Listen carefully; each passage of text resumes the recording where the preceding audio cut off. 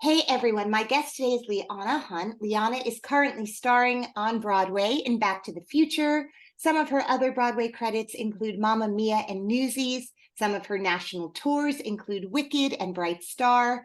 She is part of the sketch comedy group show Shiz, which is Broadway meets sketch comedy. We'll talk about that more.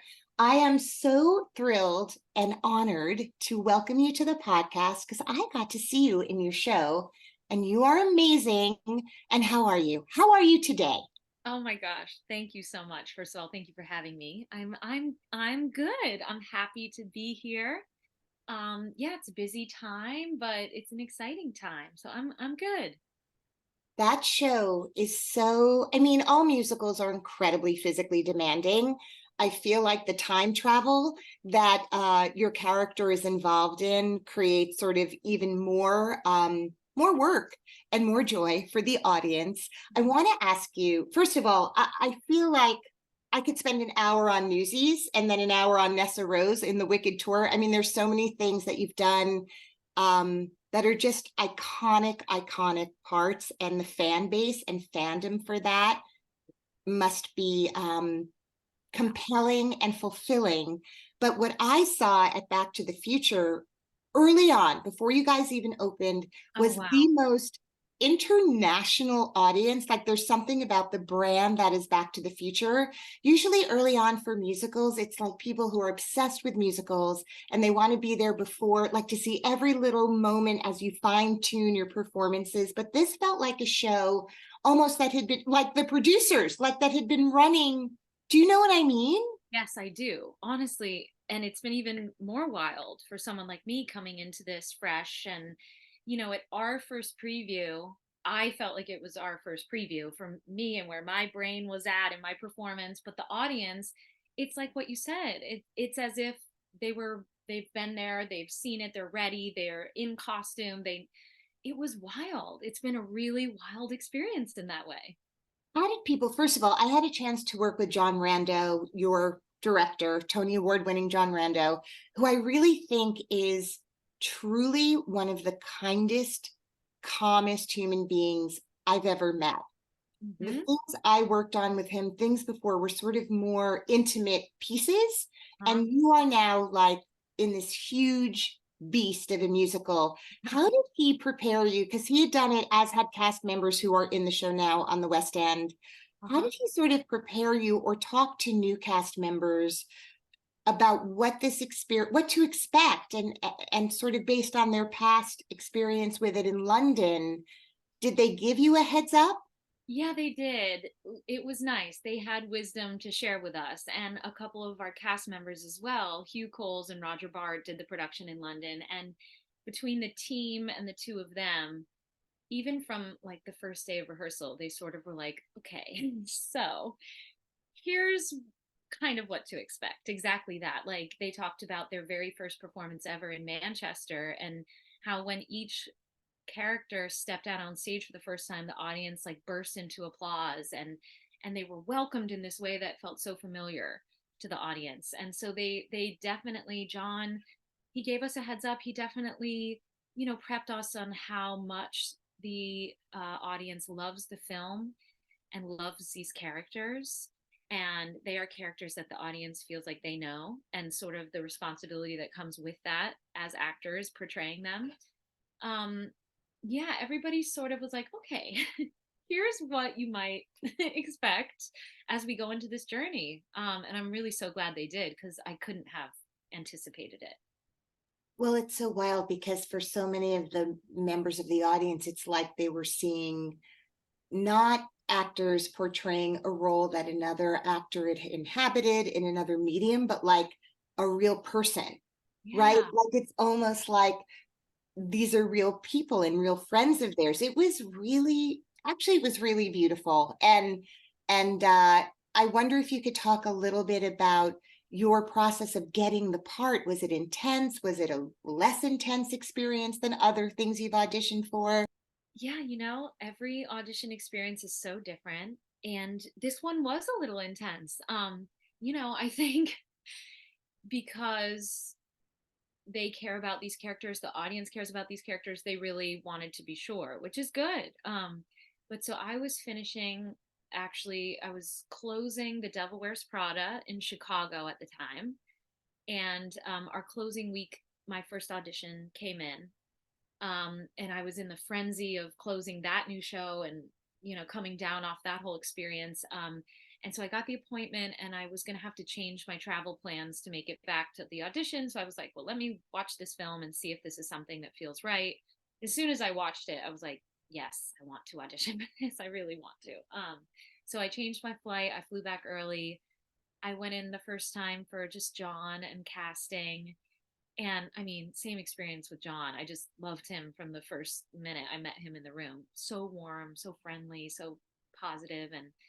And then I think I went back the next day for a callback, and they put me on tape. And then that was in August, and they said, okay, we're calling you back for finals in November. So that was really bizarre. I had invested so much into it. Wow, that's so long ago, and Yeah. also so far apart. Yes. So August of 2022, Yes. and then not again till November of November. 2022. Yeah. And then, okay, so keep going. Just Yeah. So kind of try. I know. I had to sort of shelf it for a couple months, but of course it was on my mind. It was this project I really cared about, and so I was just sort of like touching on it every now and then to make sure the material was still with me. And then in October I started revisiting it, and then so in November I went in. I worked with the music team in a one-on-one, and then I had a final callback for like all the team, the producers, which was the final round. And then got a call that they wanted to do one more session with me with just John, and added another scene to the packet. So that was like on a Saturday night or something. It was so bizarre. So I kind of just went in on a Saturday night and did the whole thing again on tape and worked with John. And then it was Thanksgiving. So I got the call that like they're going to be making decisions, but not till after Thanksgiving. So I had to wait a bit. And then right after Thanksgiving, I got the call that I had gotten it. Can you help me track this? So at that point, when you first went in August, wasn't it already playing in England? Yes. So it's up and running. They Yes. already know it's coming, even maybe before, but had it already been officially announced that it was coming to the US at that point? Yes, it had. Okay, Yeah. so you're not keeping a secret. Like that's been in Right. on BroadwayWorld.com. That's already been announced. So do you at any point go to London to see it? Well, here's the funny thing. I did go to London and I didn't see it. Any ticket. Because Yeah, it was my husband and I planned some travel before I started. That was our 1 year marriage anniversary trip, and we went to London. congratulations. Thank you. We went to London because we had always wanted to go, and we wanted to see theater. And oh my gosh, I grappled with it for so long. I went back and forth. Do I see it? Do I not see it? I mean, obviously I was dying to see the production, to see what it was, to see, what they did with it, what I could expect. But a big part of me was like, I don't want to see it. I haven't had the opportunity to be in a brand new Broadway show yet. And while it existed in London, we were creating it here for the first time. And I really wanted to give myself the gift of not having an existing idea. I already had the film as a source to, create Lorraine out of. So I didn't want a version of the musical in my head. I wanted to just build it as freshly as I could. But I definitely, our last day in London, I was like, let me just check. Do they have tickets? And they didn't have a show that night. So I didn't see it. So the God stepped in and protected your original instinct about it. I get it, because in your other Broadway shows, which were huge leads, you were replacing. So there's this template that obviously you're doing you, but within a lot of confined situations, right? Like that's what replacing is. That's what I've done up to this point. And I really I wanted the opportunity to do my version of it without an idea. So when you found out you got it, like, where were you? Because this was not like right there on that couch. I was Yeah. in this room. Yes. Oh my gosh. I had been just waiting, and every time the phone rang and it was my agent, I was like, "Oh my God, am I gonna find out?" Yeah, then my agent, what did he do? He's really sneaky. He always, anytime I actually get something, he has a mischievous way of telling me.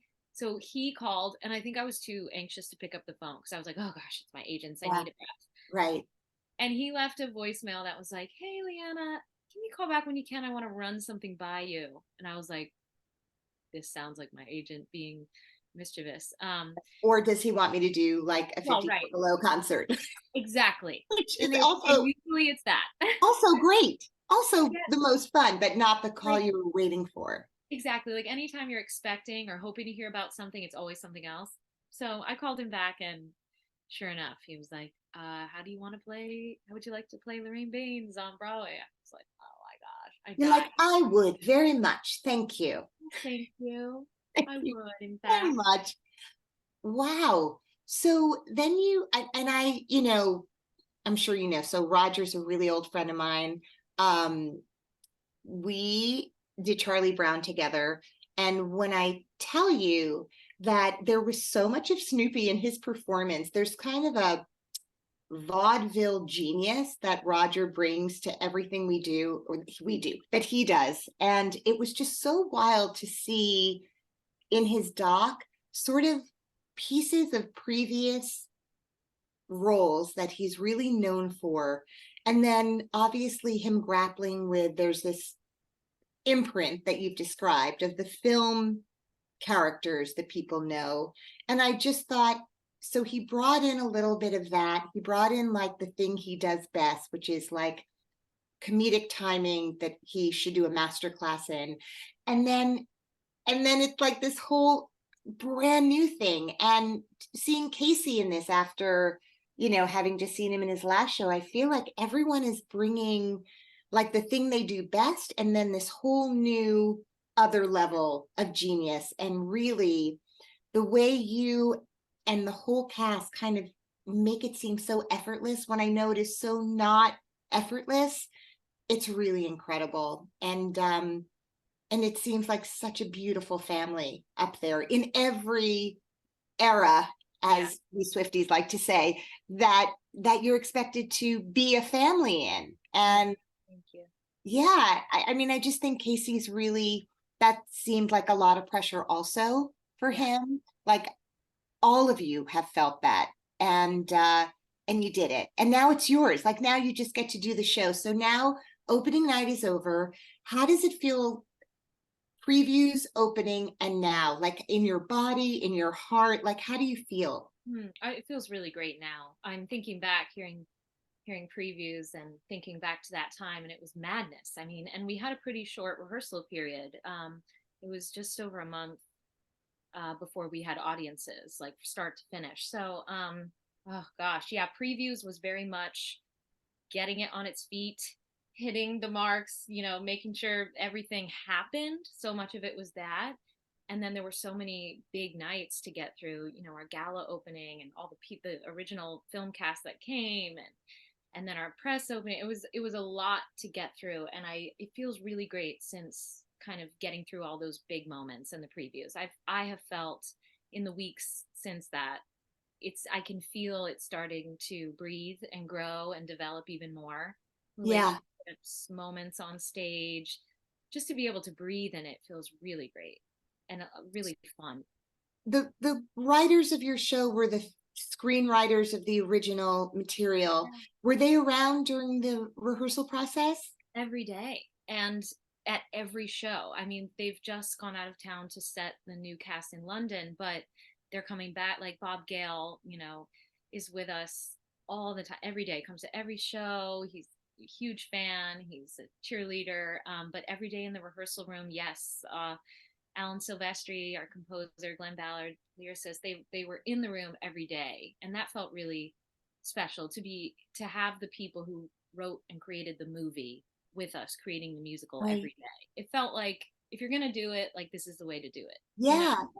Do you feel like, I mean, I know you're in it and I want to be politic and you don't have to answer anything you don't want to answer because this is about making you feel good for 45 minutes, zero stress. This is not previews in any way.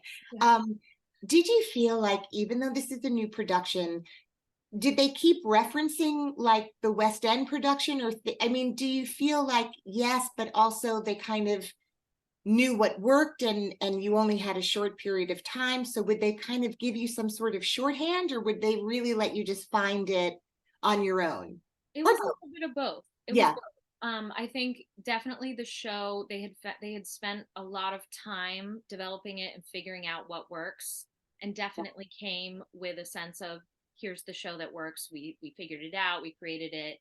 But I do think within that we were able to find our own way because I remember like the day we were setting Pretty Baby, which is my first scene, meeting Marty in my teenage bedroom. I was so excited to figure out what that scene and song was. And the song had been choreographed. You know, it's very comedic. So once we got to the song, it was like, okay, here are the beats of the song physically, and then let's right, fill them in from a story perspective. Let's make sure they fit on you. But with the scene, I appreciated it. We just kind of got to give it a go, and John would be like, "Oh, I like that. You know, in London, I had her over here, but let's follow this. Let's see where this goes. Don't worry about that. Let's try this." So I really appreciated getting to sort of just try it and see what happened and then go from there. right, on your own bodies and your Yes. own instincts. Yeah. So, Do you mind, speaking of like going back in time, as is the whole, story of Back to the Future, can we go back in time to like you yeah. and your childhood and where you were and like when the arts found you and you found them and when you were like, I sing better than almost anybody I know. Like when did that all kind of happen and blossom for you? Oh my gosh. So I'm from a small town in Vermont. And it's so funny. Nobody in my family does this at all. Extended family, immediate family. I kind of can't explain it because I just feel like I came out loving this somehow. Um, like from a super young age, I mean, I fell in love with Disney movie musicals. I think that's where the desire to sing sort of came. And I would, as many young people do, walk around my house enacting Disney, characters and putting on costumes. But then my mom, she had lived in New York for a while, excuse me, in her young adulthood. And she, I think, sensed in me this longing to go there, to see theater, to do theater. So she took me to New York. I think I was 8 for the first time. Bless you. And I saw Beauty and the Beast on Broadway, which was my first Broadway show, which totally blew my mind. And then from there, I think she could sense how much I loved it. And just she took me to New York every chance she got. And we saw shows whenever we could. Actually, I saw You're a Good Man, Charlie Brown. And I'm fangirling because that show made a huge impact on me. Roger Barr, I saw him as Snoopy. I think I was 11. Uh, I fell in love with that show and all of the Oh, brilliant performances. Oh my so gosh, wild. That's so wild. it made a huge impact on me. And I'm so glad. I came back to my middle school, or elementary school, and I was obsessed. I had the cast recording, and I was like, okay. I told all my friends, like, we're gonna put on Your Good Man Charlie Brown. I was trying to cast it, and I wanted to be Sally so badly. And my best friend had blonde hair, and she was like, "You're Lucy, and I'm Sally." But I loved that show so much. Yeah. Um, Yeah. so seeing Broadway, seeing theater, I just certain shows made such an impact. Gypsy, uh, Annie Get Your Gun. So I decided to do community theater in Vermont, and just started auditioning um, for community theater. I was in the drama club at school, which there weren't a lot of people like me in my school. Right. There were a You're like, handful. and I was the drama club. Yes, that literally that. Yeah. And my mom, my parents did a lot of driving me back and forth to acting classes, dance classes, singing class, voice lessons. There was like a local music program that I was a part of. And I think that was when my mom was like, I think I heard her harmonize. And the piano teacher was like, she's harmonizing. What do we do with Wow. her? Yeah. Yeah. So, So yeah. why do you think, like, how did it, I saw that you went to NYU. So at some point you were like, okay, I'm going to go to New York. I'm going to study theater in New York. I Hmm. assume you were a Hmm. theater major. Was, yeah. Yeah. So how did, like, what was the break? What was the breakthrough from Yeah. dream to oh my God, I'm not in the audience watching Charlie Brown. Like I'm doing this. So how did that, what was the moment, the breakthrough, the first yes? Yeah. Gosh, I mean, honestly, the first time I got to be on stage was in this theater camp. I think I was 8, and we had to like make our own sets and make our own costumes and write our own show. And honestly, the first time I was on stage, I was like, this is it. I want to do this. And it was very much tunnel vision. But little steps along the way. I actually grew up, one of my best friends from childhood is Shayna Taub, who now is, doing incredible things in the industry in so many ways. We met at community theater auditions for Annie, the musical, at Lyric Theater in Burlington, Vermont. And we became very close. And Shayna at some point was like, you have to go to this theater camp I'm going to. It's called Stage Door Manor. She's like, you're gonna love it. So, excuse me, I did go to Stage Door Manor for a couple summers, and that was mind blowing because everybody did theater. Everyone loved what I loved. I was like, oh my gosh, I didn't know there were this many of us out there.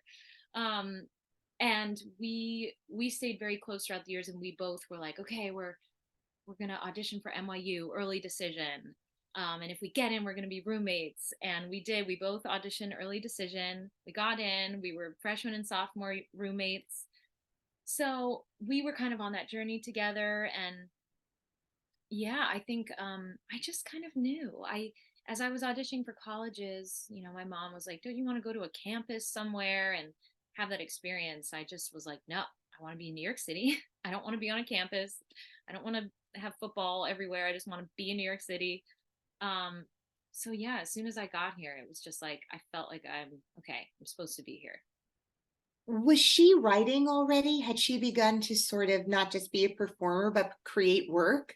Yeah, definitely. And I mean, we as kids collaborated with our good friend Nick Caicedo, who's also in New York doing theater right now. And I remember the three of us wrote this show called Getting Tall, which was a review about sort of like the trajectory of our long lives at the age of, 18, 17. And it was like this big musical review with dance numbers and storytelling. And so yeah, she was a huge part of that. She was always creating, always so wise and smart and creative. And we would just sort of find each other to collaborate on whatever we could. We were so desperate, to be creative and Right, and get to work do theater. and Yeah, make stuff. and Yeah. have kids. Yeah. Tell me a little bit about the sketch comedy part of your life. Yeah, well, actually, that's a good segue because Shayna is a part of that as well. Her husband, Matt Gehring, is a comedian, writer, director, and Shayna and Matt created this group called Shiz, Broadway meets sketch comedy. And I'm a part of it, and my husband is now a part of it, and it's just a great group of actors, writers, comedians, singers, and gosh, it's so much fun. We take existing like famous scenes from musicals, and none of the lyrics are parodied. It's the actual songs, but we kind of mess with the situation of the musical, or sometimes Uh-huh. it's two musicals meeting each other, colliding. uh, and it's so much fun. Yeah, we had a run at UCB before the pandemic and all that happened in Improv Asylum, and we would do weekly shows, and we had a great following, and it's a lot of fun. It's like, yeah, because I love comedy. I studied improv for a while, so that was a really fun blend of a lot of different things I loved. Do you feel like that's been really helpful in your traditional theater Oh work? yeah, Do you feel, definitely. yeah. Yeah, You definitely. know, you've had a couple of little, of course, first of all, it's summer and everyone's allergies are at full gear. I know that shows are still dealing with COVID and COVID scares, and even if people aren't feeling ill, it's still a thing. Tell me how, because you look amazing and you're doing 8 of the hardest shows a week, and it doesn't show on your face right now, but I'm sure your body or your voice can get tired. Can you sort of share some of your rituals for mental and physical health while you're doing a really intense long run of a big Broadway musical extravaganza hit? Yeah, absolutely. I'm very like religious about my rituals and my routines. I love a warm up. I my warm ups are sacred to me. But it's I always say, you know, the show is 2.5 hours at the end of the day, but really it's the whole day. The whole day is about that. Sleep is so important. You know, at least 7 or 8 hours of sleep. I have like 8 beverages next to me. I'm always drinking a million fluids. Um, Conserving your voice throughout the day. If you do have to talk, warming up. Um, but then when I like to get to the theater like an hour and a half before the show. I always do a physical warm up, a breath warm up. I do a vocal warm up. I like to feel like my blood is flowing when I start the show. I don't like to just be cold. But then the mental health too, you know, I go to therapy regularly. I have a woman who's wonderful who I've worked with, figuring out how to be present and kind of, you know, just get rid of anxiety. So when I show up on stage, I'm present on stage and breathing. And she was actually, this woman I worked with is really helpful with times like this where there's, you know, press and opening and events of just, you know, she always says go one moment to moment. We are only able to deal with one moment at a time, and that's been very helpful too, just staying present in the moment, staying connected. Right. When you, yeah, I mean, this feels like a unique opportunity, right? And with unique opportunities come new stresses, like this was the dream and now the dream is happening, and now what, right? Like it's so, I want to ask you, because nerves are so so many people are brilliant in a, or would be brilliant in a part, but they didn't get the part because their nerves took over in the audition process, who would have been brilliant if they could have skipped the audition process, right? And that is the work, like that's the really crazy part of being a performing artist who is still auditioning. How do you, like when you described what sounded like a pretty intense even audition process for this show, let alone the nerves of previews and knowing reviewers are coming and all of that, because that's a whole other, and it's all the same anxiety, but it's about different things. One is, will I get it? One is, will they like me when I get it? Like it's endless what our brains can do to our Yeah. bodies. Oh yeah. So let's just start for a minute for people listening about, I don't know, I even call them tricks, because we've all developed personal tricks to, you know, I have a friend who, when she would walk into audition, she'd pretend that she was walking onto Jimmy Kimmel's set, right? Like rather than I'm walking into an audition, the desk was like Jimmy Kimmel, and she was there because she was here to promote her new thing, Oh my and God. that, right? Like we can really do whatever we want to our brains to Yeah. help us. Yeah. What, so if you're not pretending to go on Jimmy Kimmel when you're walking in the room for John Rando, Mm-hmm. like it sounds like you're a preparer. So one is, I know, be so prepared so you know you have that no matter what your body's doing. But what do you do? Find what little tricks? Oh my gosh. I mean, I was talking to a friend about this after all of my auditions, and they were like, Yeah. and it's so true. They were like, auditioning, it's like being an Olympic athlete, but having to do the event like over and over and over again, because Right. you go in once. Like I remember after my first audition, I was like, I did it, and I felt great. And then they're like, great, come back tomorrow, do it again. Come back 2 months later and deliver again. Come back in a day. Come back in another day. And it's like every time you have to deliver every time. And I remember by the last round, the doubt started to creep in of like, maybe this is the round that I'm just gonna, you know, crash and burn, and then it's all gone. Um, it's such a mental game, and it requires so much focus. I don't know if I have tips and tricks. It's just I as soon as the seed of doubt starts to enter, I just have to immediately say, no, no, we're not going there. If I start to feel a little panicky before I go in the room, something I have done is I think about like whatever way I'm feeling, why might my character be feeling that way? And let's pretend I'm them feeling this way for a different reason, as opposed to me feeling this way because I'm nervous because I want this job.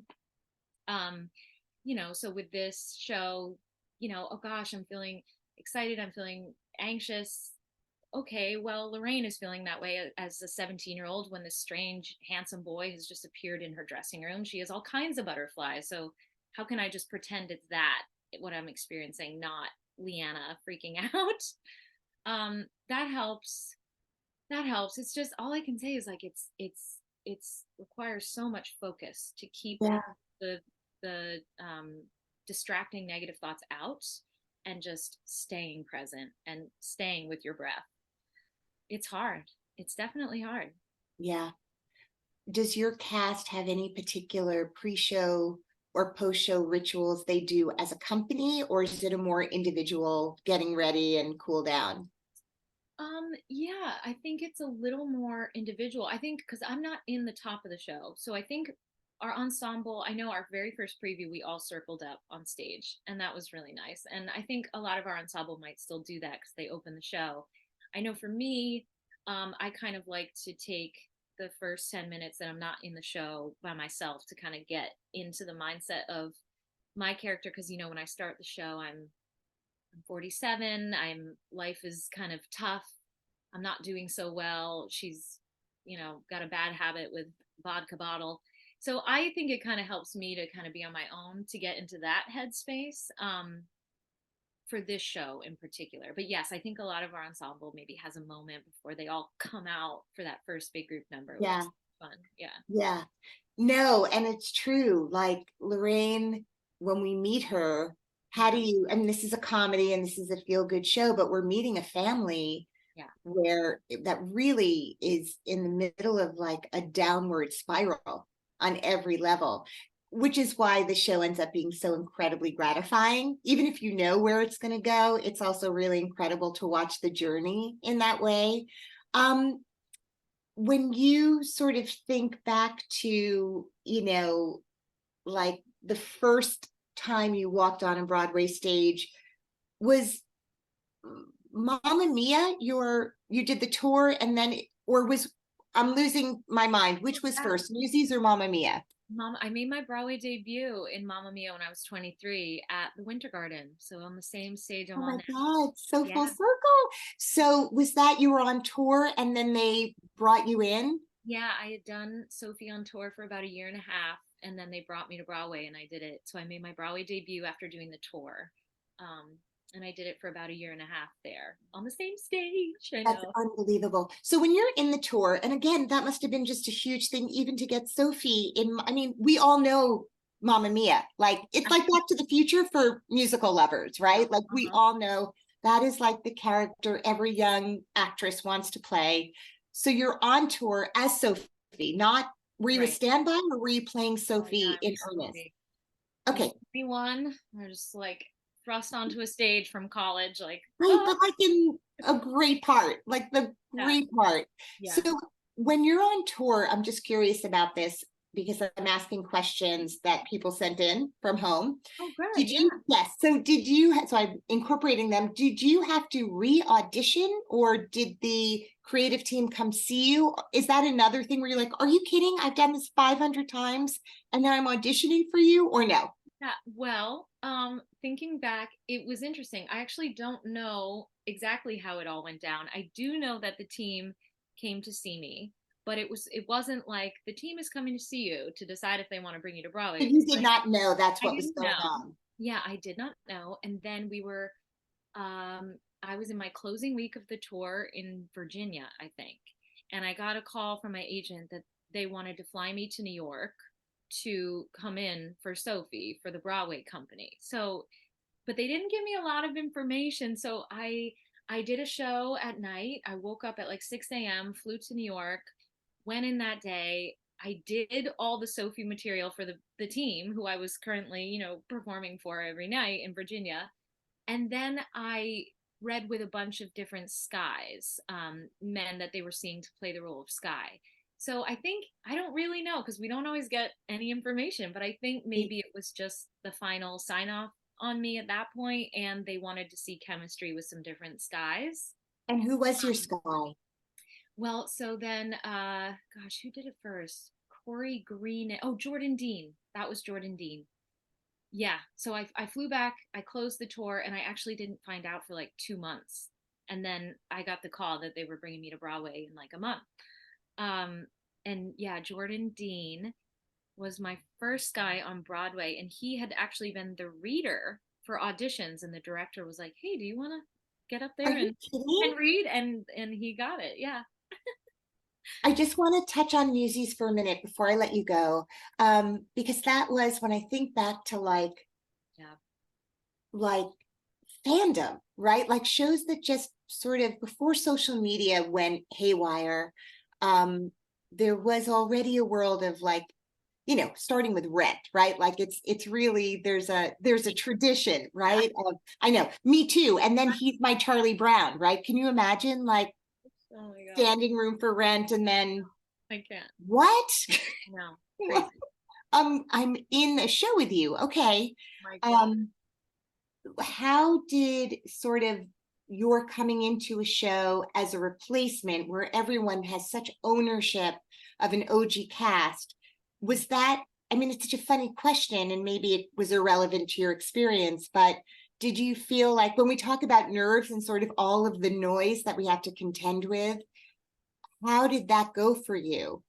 Oh, it's definitely relevant. I mean, when I joined the cast of Newsies, I understudied first. I understudied Carolyn Z, who created the role of Catherine, um, and just saw how brilliant she was in the role, what a wonderful leader she was of the company, and I loved the role of Catherine so much, but it was big shoes to fill. And so then when I found out I was going to take over for her, I felt all the feelings. I was so excited because, like I said, I was obsessed with the role of Catherine, dying to do it. But I also felt the weight of, yes, she created this. The fans love her. I love her. Everyone loves. I'm like, how do I fill those shoes? Um, so yeah, but I felt really lucky and grateful. The fans really embraced me. They had already gotten to know me as, part of the ensemble and her understudy. So that definitely helped. And she was nothing but warm and lovely and kind of showed me the ropes. And so it was a pretty seamless transition, but definitely felt pressure, felt nervous. Will they like me? Will they embrace me? Right. Hmm. Well, it's funny because I went back and found I had taken my kids and you were our Catherine when we saw the show. And so right back at you in terms of having an experience of just watching a performance and a performer, but this time for my daughter, like to kind of see like, oh, like make that connection and go, Yeah. that seems like a really wonderful way to spend a life, like creating these characters and stories. I know that you're doing so much press still and you're doing the show 8 times a week, and I want you to rest. So I'm going to wrap it up, if you don't mind, with asking you to share a little known fact about yourself with my listeners. Okay, let's see. Well, a little known fact about me. Let's see. I'm a city gal through and through, but a little known fact about me is that I am from Vermont in a little small town, and I have been maple sugaring in my life. I have made maple syrup in my life. It's not just a myth about Vermont. We really do that there. All right. Well, I I, would like another time, I would like a tutorial. yeah, I'd like sure, to be yeah. standing by a tree with you and see how it's all done. That Turning would sap be, into maple sugar. oh my God. I feel like that's something we could auction off for like a Broadway Cares equity fights Oh my thing, like goodness. get to make maple sugar with Liana Hunt. I feel like I got to make maple sugar today with you. Thank you Oh, so much for being just magnificent and for your time today. And congrats on all of it. And until next time. thank you so much. Like I said, I'm such a huge fan, and Charlie Brown just, it had such a big impact on me. So it's so cool to be talking with you today. Oh, that makes me so happy. I'm so glad we got to do this. All right. Have a great rest of your day. Say hi to Casey and Roger and John and everybody, and hope to see you soon. All right. Bye. Thank you. Bye. Bye.